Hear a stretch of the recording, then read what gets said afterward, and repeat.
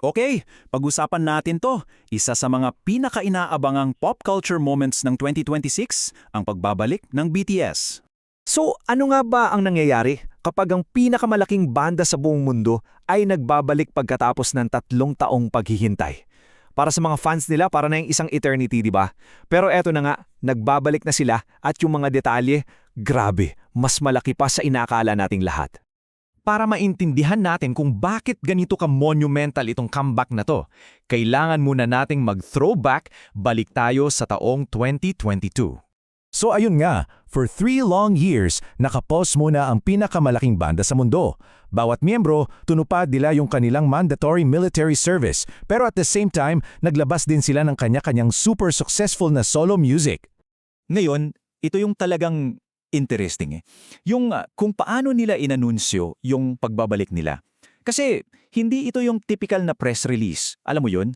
Ginawa nila sa paraang mas personal, mas para sa fans talaga.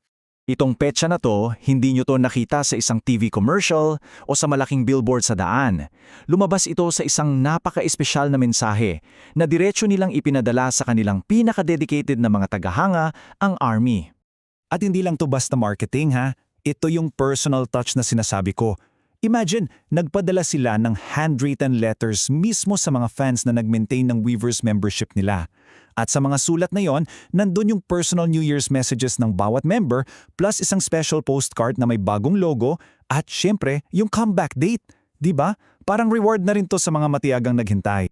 At yung mga mensahe nila, grabe, punong-puno ng pasasalamat at excitement. Tulad na lang nitong galing kay Jin. Siya yung unang miyembro na nag-enlist at unang bumalik. At ito naman, kitang-kita mo talaga yung energy mula sa leader nila, si RM. Dito pa lang, alam mo na, kinukumpirma na niya yung matagal nang inaasam ng lahat ng fans. Okay, so may petsa na. Anong kasama sa promise? Siyempre, hindi lang isa, kundi 2. Isang bagong album at isang dambuhalang tour. Unahin natin yung album. Dahil sa ilang mga pahiwatig mula sa mga miyembro mismo, may kaunti na tayong silip sa kung anong aasahan natin sa bago nilang music. So ayon mismo kay Jungkook, may mga 3 hanggang 4 na performance-focused songs daw yung album. Tapos wala raw traditional na title track, pero may isang kanta na sobrang exciting daw. At si leader RM, sinigurado niya sa fans na yung music coming out really well at sobrang happy sila dito. So parang binuo talaga yung album na to para sa stage, no? Which leads us to the next big thing.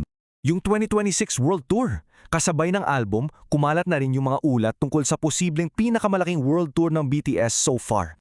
So, gaano kalaki? Yung scale nito grabe. Ang pinag-uusapan natin ayon sa Bloomberg ay posibleng umabot ng 65 shows worldwide. Imagine that! At para sa mga fans dyan sa North America, good news! Pwedeng makahulugan yan ng mahigit 30 shows para lang sa inyo. 30 chances para mapanood sila live. Siyempre, hintayin pa natin yung official confirmation mula sa agency nila. Pero wow! Alam nyo, itong comeback na to, hindi lang tutukol sa bagong album at tour. Para sa buong fandom, this is bigger. Ito na kasi yung opisyal na simula ng isang bagong kabanata. Ang tawag ng mga fans dito ay Chapter 3. Kung iisipin mo, yung Chapter 1, yun yung pagsikat nila. Chapter 2 naman, yung panahon ng solo projects at military service.